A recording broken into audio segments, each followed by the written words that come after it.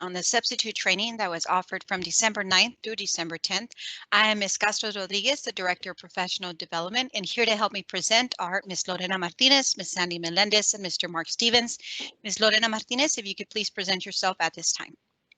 Good morning, everyone. Thank you all for being here. Yes, my name is Lorena, and I will be sharing the Seesaw portfolio and how it works. So we'll get to that in a couple of minutes. Thank you, Ms. Castro. Ms. Sandy Melendez and Mr. Mark Stevens, whenever you're ready, you may present yourself, please. Hi, good morning. I'm Sandy Melendez. I'm at the help desk. Thank you all so much for joining us today. I do want to stress that we are in desperate need of substitutes. So if there's any jobs out there and you're available, please accept them because we do need a lot of subs. And know that we do appreciate everything that you all do. Thank you. Good morning, everyone. My name is Mark Stevens. I'm the HR coordinator. I oversee the substitutes. I help Sandy. Like Sandy said, we want to thank you for this training, and we hope that you learn. And please, if they call you for jobs, please take it. We do need subs. Remember, we're here for the kids, so please learn. And if you have any questions, let us know. Thank you very much. Thank you, Mr. Stevens and Ms. Melendez. At this time, we're going to go over the agenda for the training. The agenda will be, of course, we just did the introductions. We will go over some substitute guidelines. We will continue with the PowerPoint. I will be going over the Google Classroom, explain to you the class codes, the Meet links, links that you'll be taking into the Google Meets, and of course, for the long-term substitute training components. So moving on.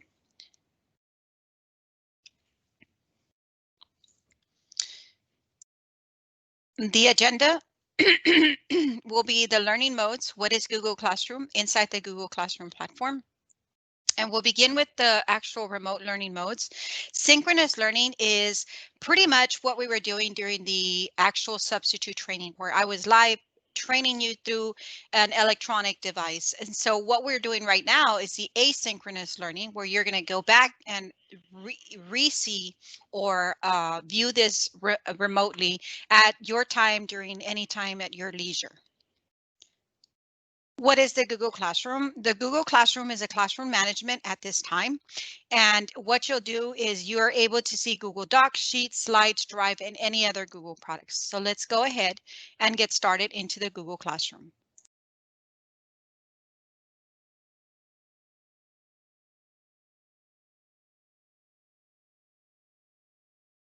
It might take a little bit. If in case you don't go in, you can just go ahead and type in classroom.google.com and it's going to take you straight into the classroom that you're on.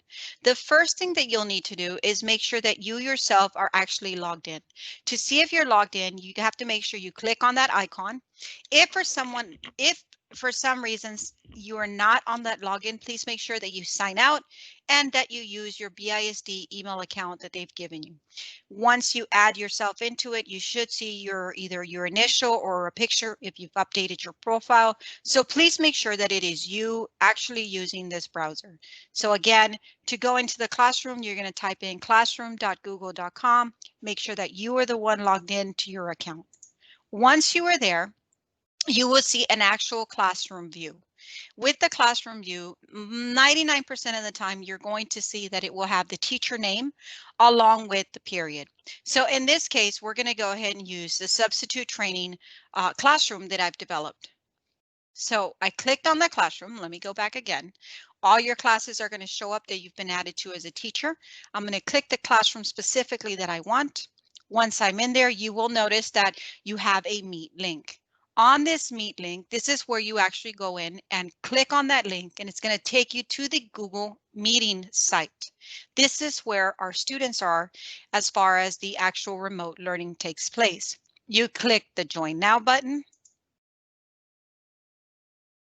Once you're in the Join Now, you will see that a whole bunch of students will start popping out. So if I can please have Ms. Martinez, if you can join me as a student so that they will be able to see what it looks like when a student is there.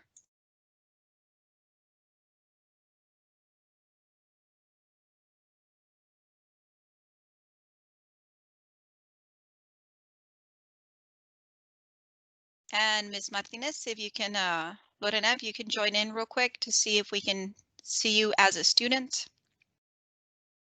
And there she is. She's joined into the classroom as an actual student. And I'm going to go ahead and close out. There's an echo. And I'm going to go ahead and close out the meeting. And so please make sure that you wait until all students exit or have left the meeting. That way you can exit the classroom. And so to exit the classroom, you hit the leave call. But before we exit, just need to go over the raise hand feature. If you want captions to be turned on while you're talking, you can turn those captions on. And if you need to present information to the students, you can present by hitting the present button, and you can either view the entire screen, a window, or a tab. So in this case, I'm going to go ahead and hang up the call. Once I hang up the call, I can go back into my classrooms and I'll be able to see my classroom again.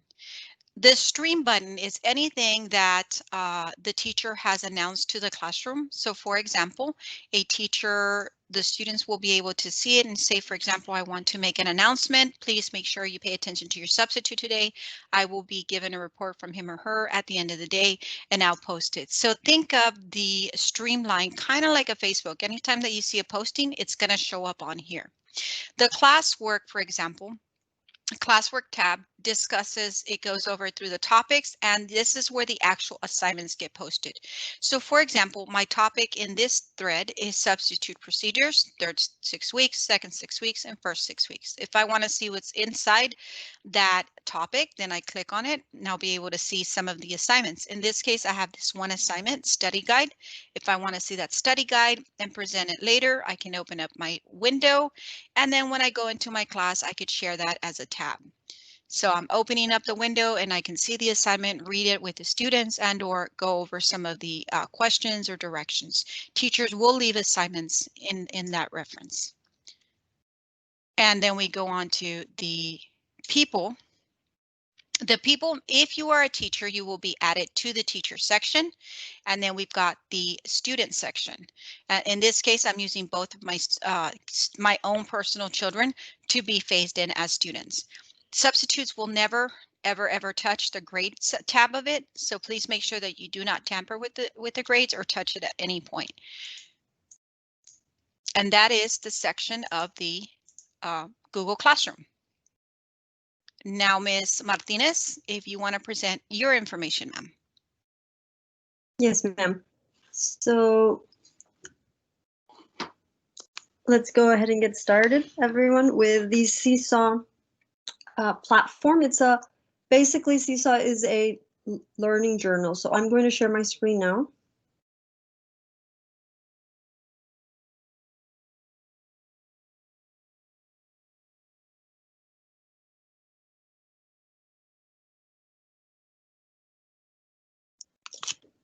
And for today's agenda, so we're going to be discussing Seesaw today, and today's agenda, we will can log into Seesaw, what Seesaw is all about, and then we're going to jump into the actual learning journal online.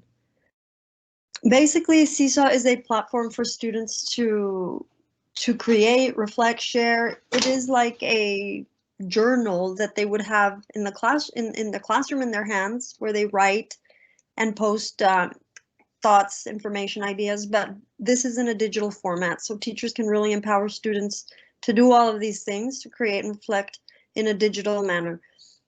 They can show what they know by using photos, images, videos, enter text, and work with PDFs. And students can also share with their family, so parents have access as well. So the way it works is students show their learning by either responding and sharing information that the teacher has requested or that she has assigned through an activity. The students, once the students do that, teachers gain insights from the responses and what students submit. And finally, families are connected and they know what is happening in the classroom. So they know how and where the students' learning is at. Okay, so before we jump in, I'm going to share how you access Seesaw. So to log in, once you go to Google and enter the website, you're going to get to a page where it's going to prompt you to log in as a teacher, a student, or a family member. And you're going to select a teacher. If that's the case. And then once you're there, you'll see it'll take you to a dashboard of classes. If you have multiple classes, if you only have one, then you will see a dashboard like this, and where that green arrow is pointing at, that's where you'll see the name of the class. Okay, so this is just an image. We'll jump into the live one in just a moment. I did want to share an example of some of the tools that students have access to through this journal. They have a lot of things that they can do. They can add text labels, draw and record their voice. They can use a camera, video. They can upload documents. They can use a shapes tool, change their background or links. They also have the option to move things around, drag and place them in different areas. So that's a really neat activity that teachers create, having kids move and organize and categorize. And then they have a lot of pens at the bottom to annotate and draw. Of course, they have options to change colors and a few other features that we'll discuss in a moment. This web link down at the bottom, web.seesaw.me/curriculum, will allow you to go in and practice on your own. I'll show that in just a couple of minutes, but you do not need an account, and that's a great way for you to start using the tool and becoming familiar with it. So the first thing that you'll want to do once you go to that website, web.seesaw.me, as you see on the top left in your browser, it's going to take you to this view, and basically on the right, you'll see the login. Notice you can sign up for free. So as a substitute, if you don't have an account, use your personal email account to create a free account. Now, if you're going to be subbing for a longer period of time, then the district will have to add you to a system so that we can have you access the student classes, because we are a Seesaw district, so they are linked to our eSchools and Clever platforms. And that's something that you may discuss with the teacher that you're subbing for. She will give you further directions regarding how to manage Seesaw. But in this case, as we saw earlier, you're going to click on I'm a teacher for your account. Students would click on student, and parents will click on parent. And then I'm going to enter my email in this case.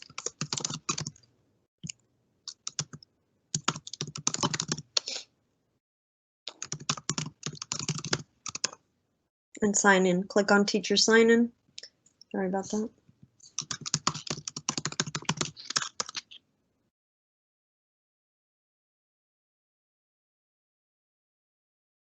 And once I'm signed in, this is the Seesaw dashboard. So you'll notice on the top left, my name. When I tap on my name, there's a classes, and it lists each of the classes that you have created in Seesaw. You'll also see a year, which I can tap on and sign out. Now, also notice these little red bubbles that say 111. These are showing me the classes where students have submitted responses, and that you have to go back in and view them and either grade them and return, or review and make a comment for students. I can tap on that now. To get out, I click outside of that menu. On the right, you'll see the teacher's name. So the teacher has the option to change the name that they want to use here for their class. Usually you'll see the grade level and the teacher's first and last name, or the first initial last name. They also have the option to change the little icon on the top. And then here in the middle, this plus add, that's a tool that students use very, very often. And that's how they add to their journal. That's how they add to this stream that's here. This stream right here, as you'll notice, is the journal. This section here includes all the submissions of students in chronological order, from the latest or most recent to the oldest submission. And that is this journal section here. We also have an activities tab. So you're going to be navigating between the journal and the activities tab. And that's what we'll be discussing today. You also have an inbox and skills, which we will not go into today. That would be a much longer training, but we are going to focus only on journal and activities. And now going back to the journal, as mentioned, the journal is where you're going to see student submissions in chronological order. Now, as you see a student submission, in this case, this was submitted by Claudia, a student, and what she did here is she took a picture of an image she drew, and then she described it. She recorded it and she described it. So you can see the recording here. We also have the option to like this work, make a comment.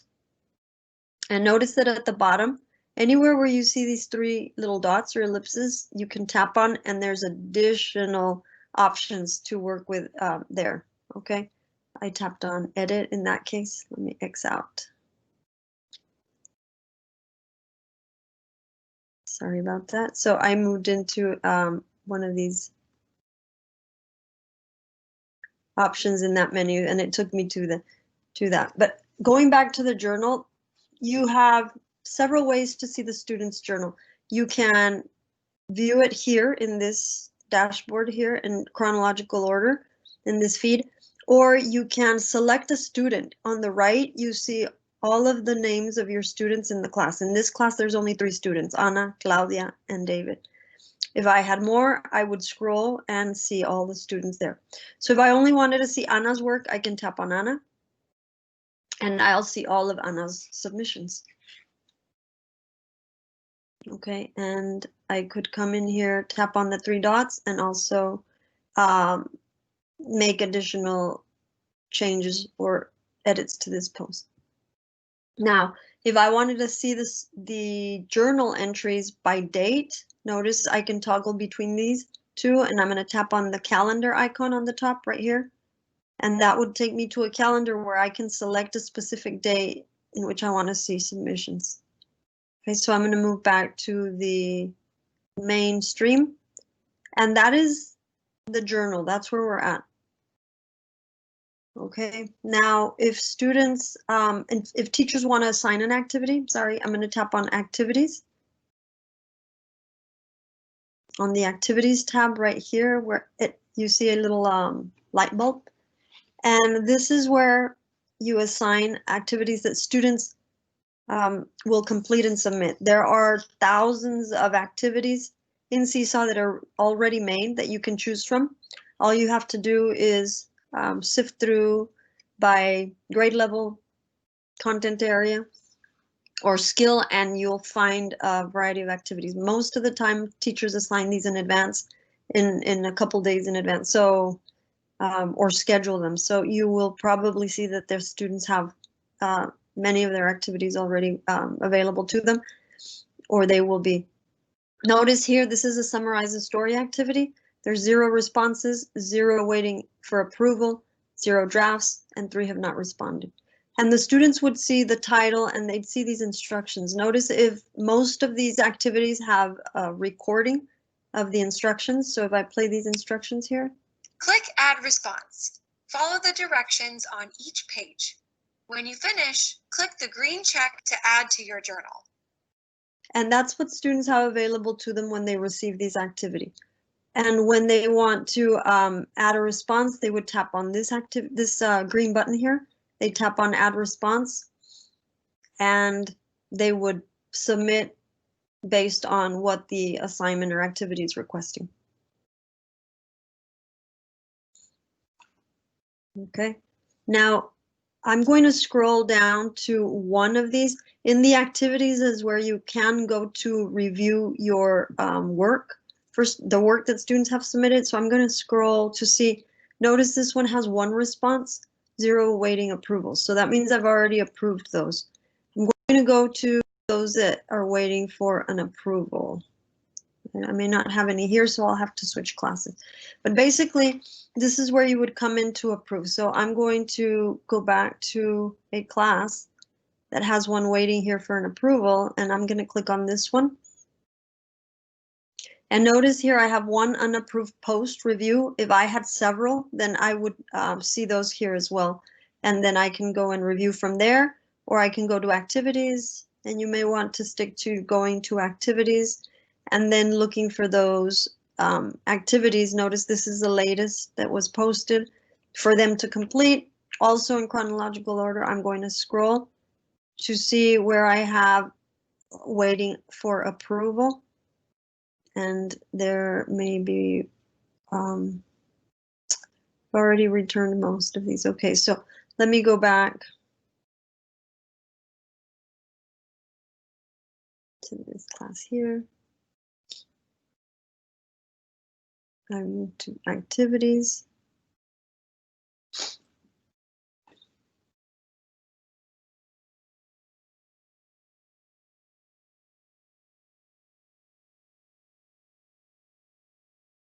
Okay, so I believe all of these have been approved.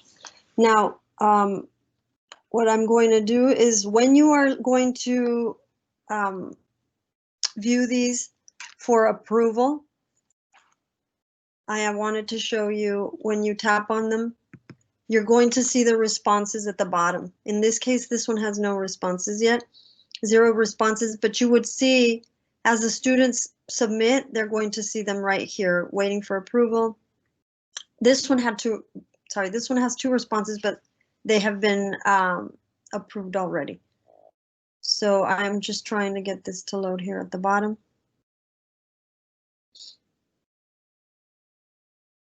So that you can see the responses.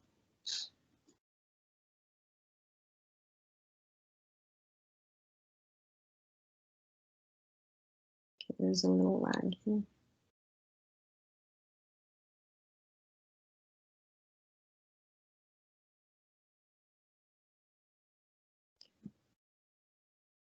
Let me go back to this one here. Okay, I'm going to go ahead and tap on review here. When you see one of those options to review. Okay, and when you tap on that review, you can approve all, send back, or delete. Okay, in this case, you can approve all. In this case, it's only one, but many times you have 15, 20. So you can approve all, or you can approve each individually. You can send it back for them to complete, or delete if it's something that the students shouldn't have posted or it contains inappropriate content.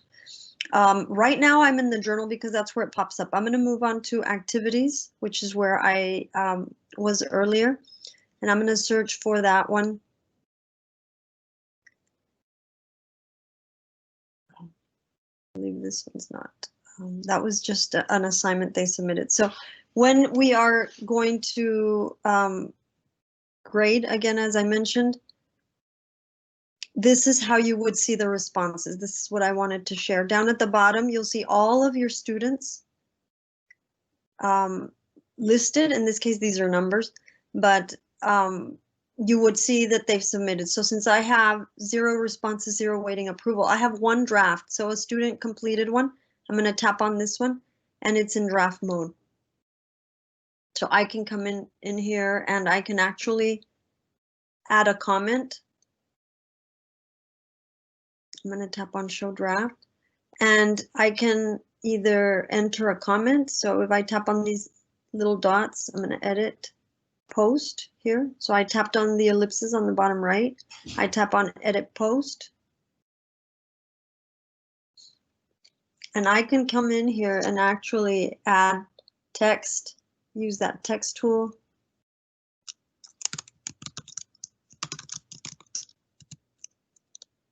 And tell them or give them a comment.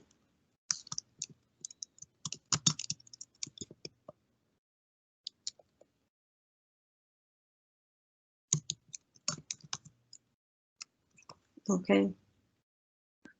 And of course, in this case, it may be too much text for the students, but I'm just showing you how to use the tools. I'm going to resize. So as you tap and select the text tool, the text box, I'm sorry, on the right, or each corner actually has little handlers, and you can drag these. And then you can select the item and move it to where you'd like. Okay, so if I want it to pop up over here,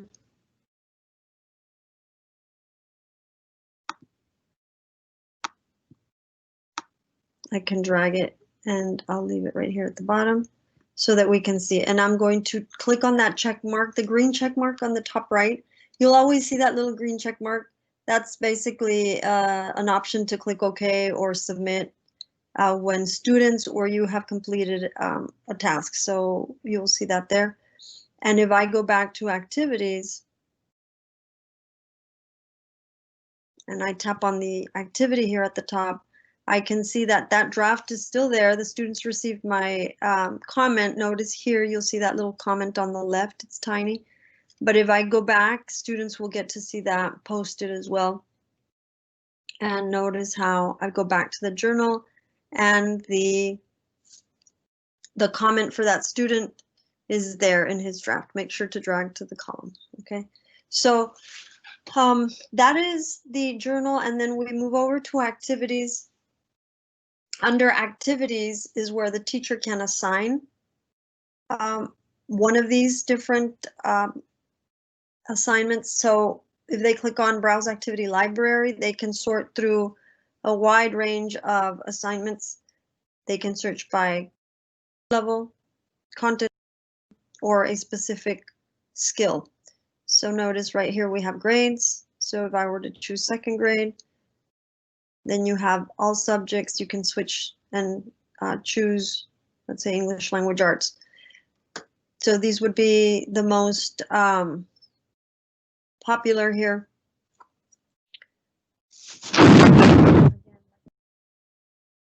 Search by grade level. Hi, Lorena. You are breaking up. If you can, there's something happened to your mic. Okay, can you hear me now? Is that Very better? light. Oh my goodness. Okay, let me try. There you go. Is that better? Yes. Okay, great. So you can search by keyword as well. And then we are a Seesaw district. So if you move to the section that says on the top, student activity, district, school and district library, you'll get to see all of the different lessons that and activities that the teachers have created. We have some amazing teachers doing some great work in Seesaw, so they're creating these, and then teachers in the district can reuse. These are specifically for teachers. Our specialists have also created some lessons in this library. And again, you can search for them by grade. Notice that here it does keep the schools and district library. And then if I move over to my library, these are the activities that I've bookmarked basically or favorited. So when you open up an activity, you'll see all of these are in my library. But when we go back to community, if I find an activity that I like and I don't have much time to review it, let's just say as an example, then I can come in here. Let's say that I come to the popular this week. Well, Christmas around the world's popular, so I'm looking for an activity on Christmas. I can click on that little heart, and what that does, notice at the bottom it says Christmas around the world, save to my library. So when I come to my library, I can see that activity there. If I wanted to assign an activity to the students and I'm ready to do that, then all I would have to do is tap on that assign, that green assign button that's available on each lesson. I tap on assign and I select the class that I'd like to assign that to. If I want to assign it to this one here, this first one, I click on it. I add that check mark, that green check mark, and assign to class. So I'm assigning to one class. You can assign to multiple. And it gives you a prompt that says your activity has been assigned. So if I go back to class, and I believe I assigned it to that second grade class, then right here, second grade Martinez, if I go to that class, I will see that Christmas activity appearing for students to complete under activities.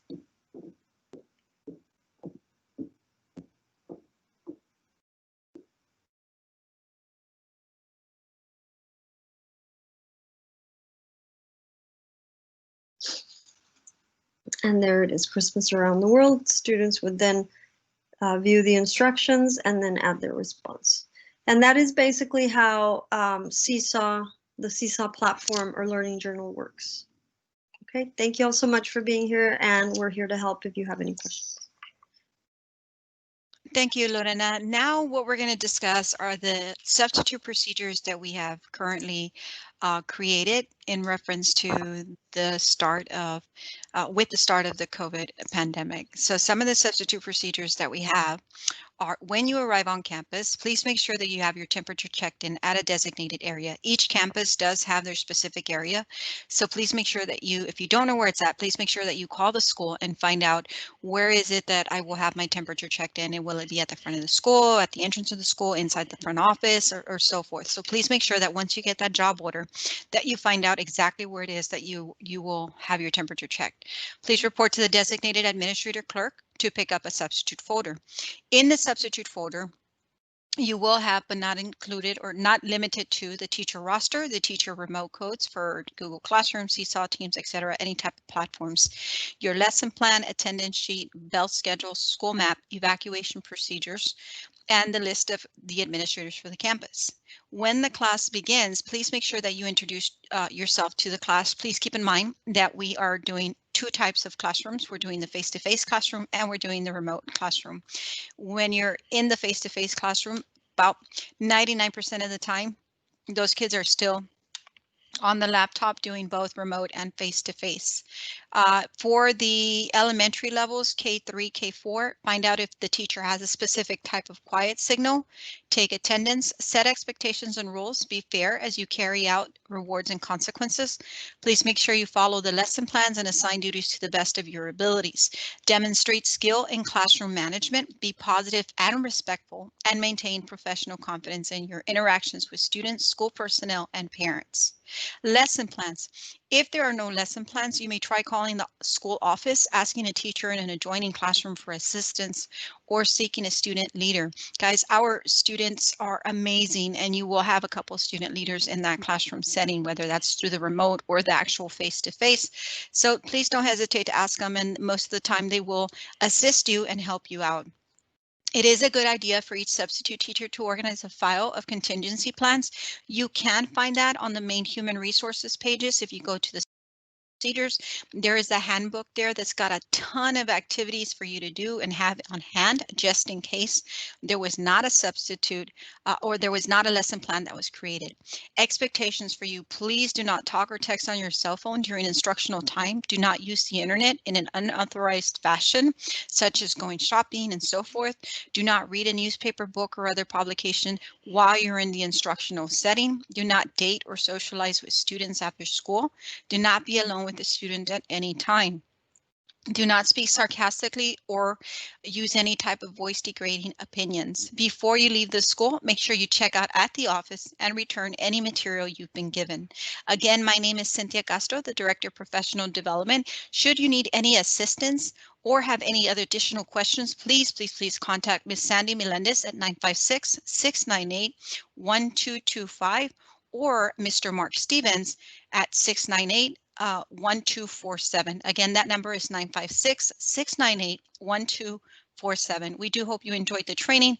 Thank you and have a great day.